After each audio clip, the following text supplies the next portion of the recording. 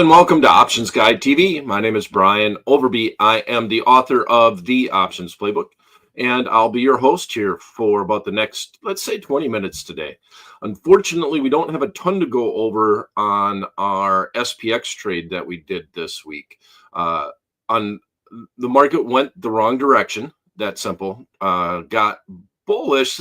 We had a real rough Santa Claus rally, which that's an oxymoron this time of year, or this in 2024, because it wasn't a rally. It was, the market got beat up, and I really was anticipating that we might get a little bit of a dead cat bounce in the markets going into this week. But the marketplace did not agree with that outlook. So we did a long call spread, and the market moved hard on Tuesday. Tuesday was the day to adjust. Anthony, if you're out there, Anthony was willing to share his trade that he did this week. Unfortunately, it doesn't look like it's going to pan out. We did obviously have the market holiday yesterday in honor of Jimmy Carter. And now the market today, we would have had we would have needed a real strong move to the upside. And unfortunately, the S&P 500 index is down 1.5%. Economic news, Fed speak, a lot of things that are just kind of rocking the market. I think it's becoming real with the inauguration on the 20th.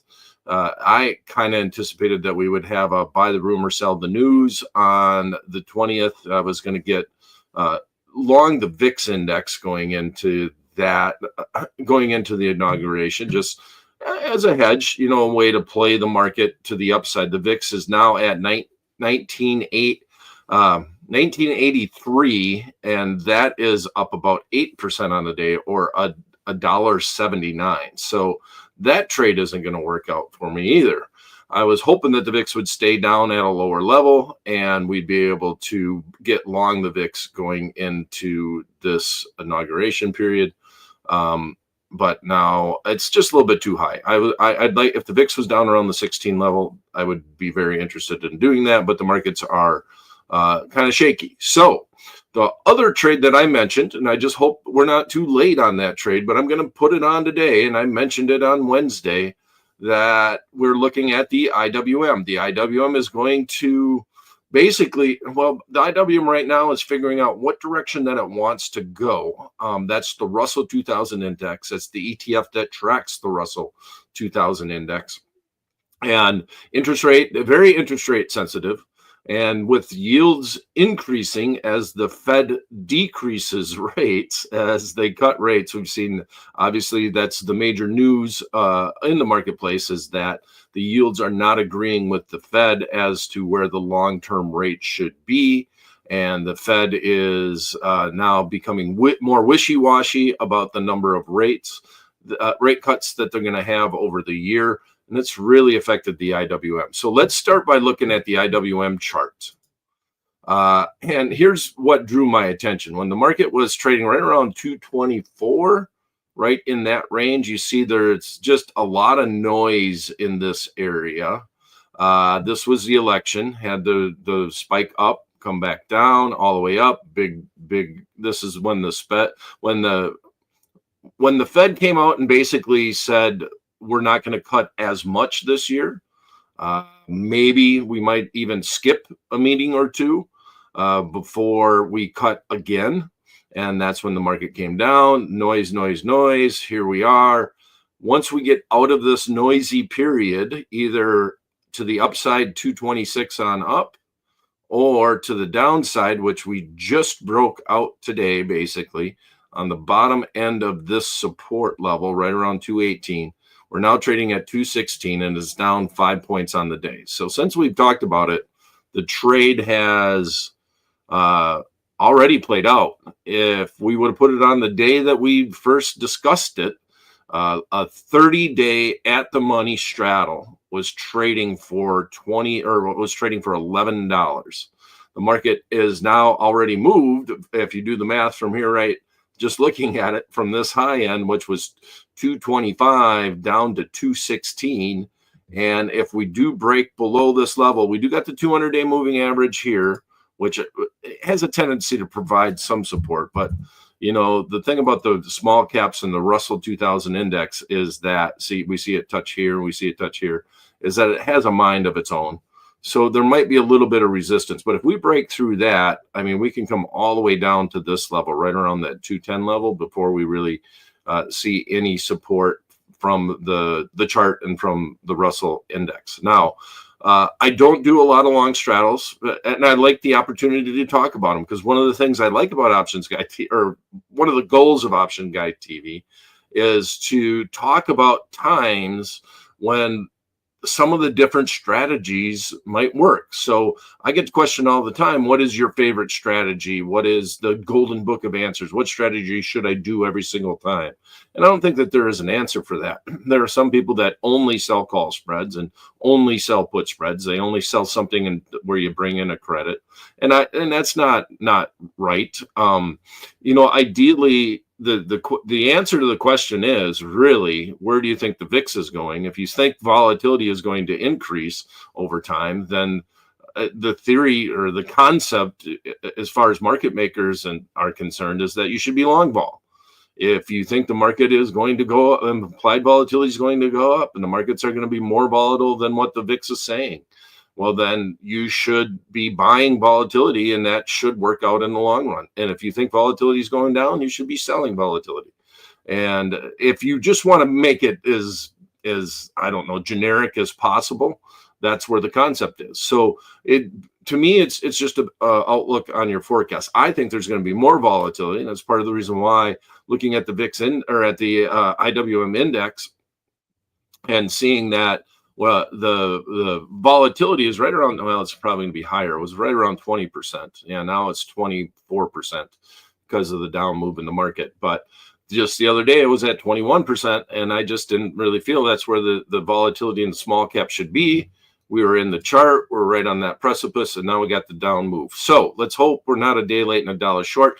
Still going to do the trade, and I'm going to put it on today because we're still in this little area. The only thing that I'm kind of wondering is, do we get that bounce off the 200-day like we've seen a couple of times here?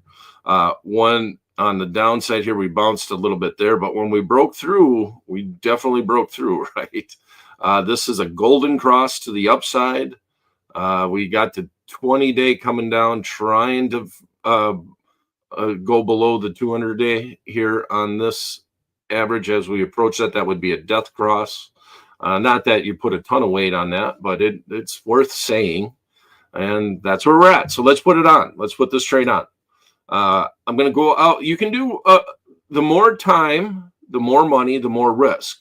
But it gives more time for this to play out. One thing about a long straddle is that realize most likely you're not going to lose the entire amount that you put into the trade. Why? Because it's just like a butterfly where you're not going to make the maximum on a butterfly. You have one point where the market has to stop at expiration in order to lose the entire amount. So I'm going to go out 28 days. In my own account, I went out 35 days, so I paid a little bit more for it, but I don't want to make it too expensive. So in this instance, we did 28 days. $11.80 is the cost. That means $1,180 to buy the February 7th, 28 days out, 217 strike call and put. Now, the market was at 217 when I put it on. It's not moved much. 1175, we'll keep it right there. We'll call it 1170. Let's call it 1180. Okay. I'm pretty sure we could get filled at that. IWM is extremely liquid underlying. I don't think we'd have any problems filling close to that midpoint. 1180 will be our total cost. So if you're putting the trade on, we're going to run to the what if calculator and just kind of show you what I'm talking about here. Is that this is at expiration. If the market goes out right at 217, you can lose the maximum. That would be $11.80. But if you go anywhere up this way or this way, well, in that instance, then you will have some profitability, right? So your real risk, if you ride this thing all the way to expiration and it goes out right at 217, you definitely deserve this stupid award. You don't want to ride this trade all the way till that expiration date. Hence the reason why I didn't mind going out a few more days in my account, because I don't plan on being in this trade until all the way until well, in this instance, February 7th, expiration 28 days away. To me, it's about a 2-week trade. That's ultimately, I'm going to look hard at just closing it if the market hasn't moved at least 6 or 7 points in one direction. Obviously, this morning would have been better to be in the trade this morning than getting into it now at 11:13 Eastern time. But it is what it is. So we're going to put the trade on. Here is our official paper trade, and this is going to be a monthly trade that we'll get out between day 14 and day 21. Somewhere in that range is when we'll look to get out of the trade if it's not moving at all. So we're buying the February 7th, 2025 217 strike call, and we're at the same time buying that February 7th 217 strike put, paying a net debit of $11.80 or $1,180 per 1-by-1 long straddle that we put on, knowing that our max risk is probably, if the market doesn't move at all, maybe $7. If we come back, one of the downsides would be is that if the market ran down and came back up and we didn't actually get out, or vice versa. And I don't mind legging out of this trade. So if I can get one side to pay me and make this trade profitable. So in other words, I could go out and let's look at this put. The put is trading for let's call it 580 at the midpoint here. Okay, so this put is trading at about 580. If I can sell this put for 1180, I'm going to think hard about getting out of it, right? Because then I'm just long the call. But if I can make a couple of dollars on the put, I don't mind selling it and just remaining long the call. And if I'm long the call, I might end up rolling it into a spread because we'll be closer to the expiration date. And you're basically just hoping that the market bounces back and swings back, which it can easily do in the Russell and the small cap index. And you can maybe be profitable. So I want to be in something that isn't going to battle time decay as hard as it can. So this is a trade that's 100% manageable, 100% okay to leg in and out of the trade, if you will. I don't like it on the initial trade. I don't want to leg in today. I don't want to try to guess if the market's going to bounce back before the end of the day and buy the put or buy the call and then buy the put later. I don't want to do that. On the initial trade, I want to get in as a long straddle. And when I'm going to get out of the trade, I will manage the trade, and we will keep this one on the back burner, and we'll definitely watch this one over time.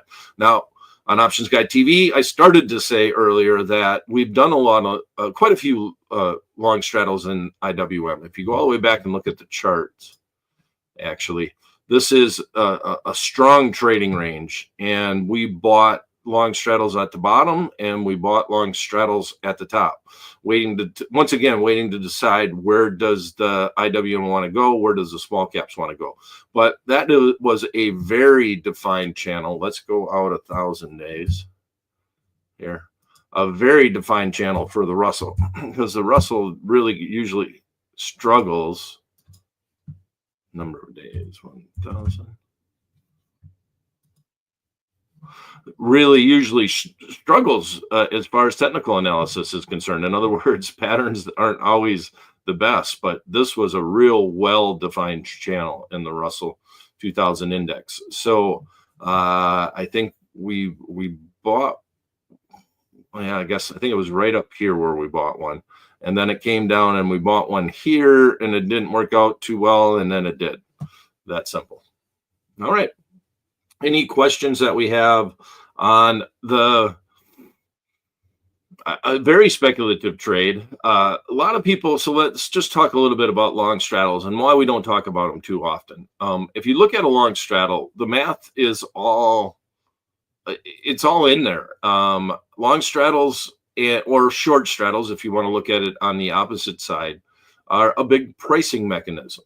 A lot of times when we talk about earnings and the expected move, we mentioned many times that you look at the long straddle, and that works as an over under, to use a betting term, for the underlying stock as the earnings date approaches. And it works pretty well because we have weekly option contracts that expire every Friday. And it's amazing how accurate the expected move can be by just looking at the long straddle. And the long straddle is basically, what are people willing to pay? What are they willing to spend to try to guess if the stock's going to move more or receive if they think it's going to move less than anticipated around that earnings date. So I don't like long straddles during earnings. And a lot of people, if you're trying to sell a seminar on option trading, talk about, gosh, do you think the stock's going to move after earnings? Why not buy the long straddle? Well, the bottom line is the whole marketplace knows that it's going to move. They don't know where it's going to go, what direction or whatever. So you're going to pay up for it. I would rather do something in the Russell like this, where we saw vol just the other day at 21, thinking vol is going to get higher. And just thinking that there's potential for a swing. News items can hit, considering where interest rates are at and what the Fed are doing, news items could hit any day that will affect small caps. In general, you want small caps to do well. That usually is a sign of a healthy economy and a healthy market. If you can have the Russell 2000 index leading the way, like, oh man, there we go. I zoomed in too much. But if you sit here and you look at this is, a period of euphoria in the marketplace when we saw the Russell 2000 index or IWM head up towards that 240 level, towards new recent highs in that marketplace. All right. That, like I said, it was going to be short and sweet. We have a long weekend. We're 1 day short on, I really wish that the market would hang around this 220 level right in the middle of this, but it's not there. So we're getting in a little bit late on the trade, I think, but hopefully the downside momentum continues. And if we do break below the 200-day moving average, that would make me consider remaining long on the put side of our long straddle.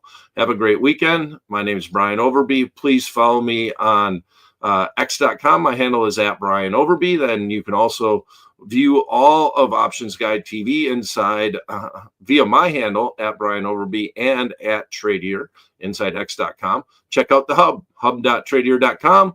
All of the videos are available on hub.tradier.com and a plethora of other speakers. And we'll see you this Monday for the next edition of Options Guide TV. Thanks for tuning in.